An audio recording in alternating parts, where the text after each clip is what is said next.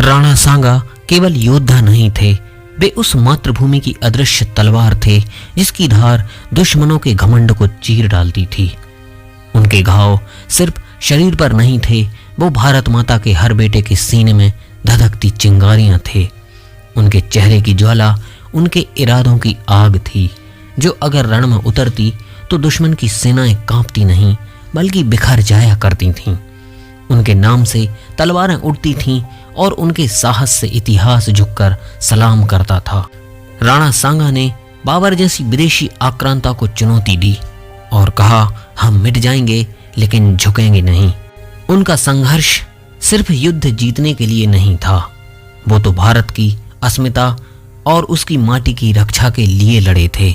आज जब हम आराम से अपने घरों में बैठते हैं, क्या कभी हमने सोचा है कि वो धरती कितनी भाग्यशाली थी जिस पर राणा सांगा जैसे सपूत ने जन्म लिया?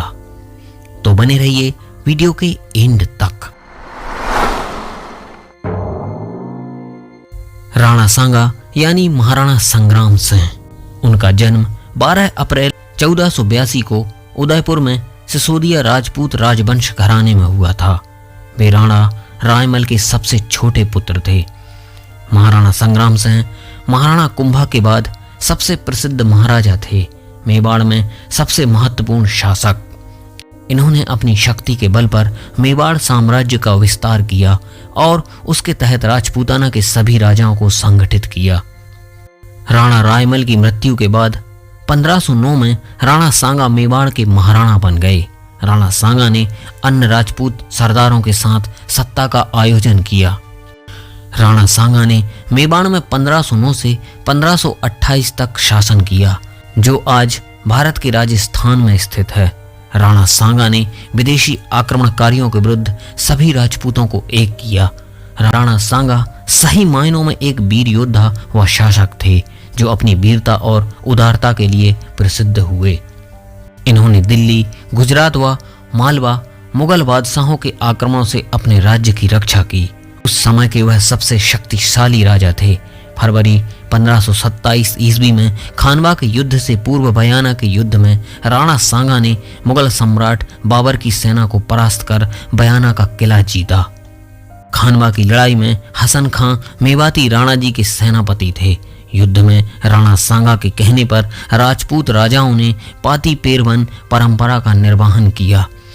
बयाना के युद्ध के पश्चात 16 मार्च 1527 ईस्वी में खानवा के मैदान में राणा सांगा घायल हो गए।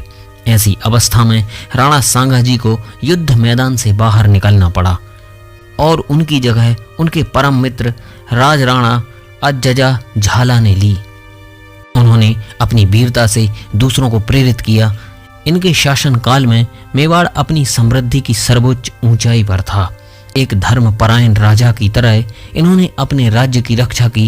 राणा सांगा इतने वीर थे कि एक भुजा, एक आंख, एक टांग खोने व अनगिनत जख्मों के बावजूद उन्होंने अपना महान पराक्रम नहीं खोया। सुल्तान मोहम्मद शाह मांडू को युद्ध में हराने व बंदी बनाने के बाद उसे उसका राज्य पुनः उदारता के साथ सौंप दिया। यह उनकी बहादुरी को दर्शाता है। खानवा की लड़ाई में राणा जी को लगभग 80 घाव लगे थे, अतः राणा को सैनिकों का भग्नावशेष भी कहा जाता है। दोस्तों, जब इतिहास के पन्ने पलटते हैं तो कुछ नाम चमकते नहीं, जलते हैं, दीप की तरह नहीं, मशाल की तरह। राणा सांगा वो नाम है जो दुश्मनों के दिलों में खौफ और अपनों के दिलों में गर्व बनकर धड़कता था। बाबर भी अपनी आत्मकथा में लिखता है कि राणा सांगा भारत में सबसे शक्तिशाली शासक थे। जब उन्होंने इस पर आक्रमण किया और कहा कि उन्होंने अपनी वीरता और तलवार से अपने वर्तमान उच्च गौरव को प्राप्त किया। 80,000 घोड़े, उच्चतम श्रेणी के 7 राजा, 9 राव और 104 सरदारों व रावल 1500 युद्ध हाथियों के साथ युद्ध लड़े। अपने चरम पर संघ युद्ध के मैदान में 1 लाख राजपूतों का बल जुटा सकते थे।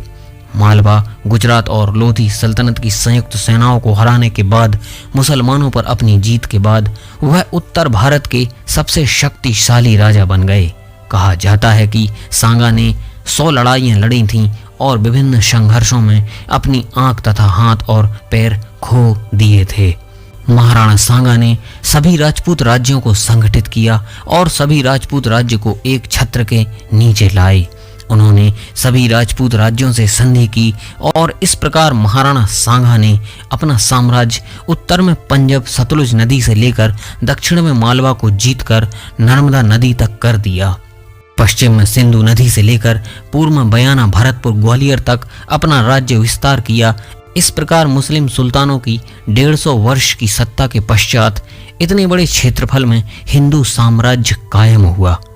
इतने बड़े क्षेत्र वाला हिंदू साम्राज्य दक्षिण में विजयनगर साम्राज्य ही था।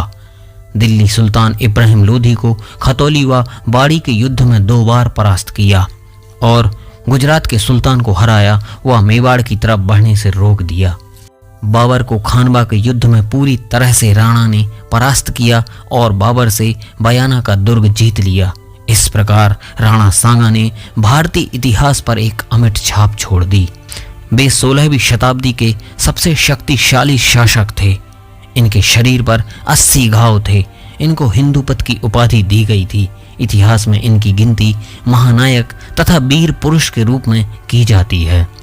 दोस्तों, राणा सांगा केवल एक योद्धा नहीं थे, वे तो मातृभूमि की ढाल थे, जिनके घावों की गिनती नहीं बल्कि गाथाएं लिखी जाती थीं। उनकी आंखों में जो ज्वाला थी वो दुश्मनों के साम्राज्य को भस्म कर देती थी और उनका नाम सुनते ही रणभूमि में दुश्मन की रूह कांप उठती थी। दोस्तों, आज के वीडियो में बस इतना ही। जय हिंद।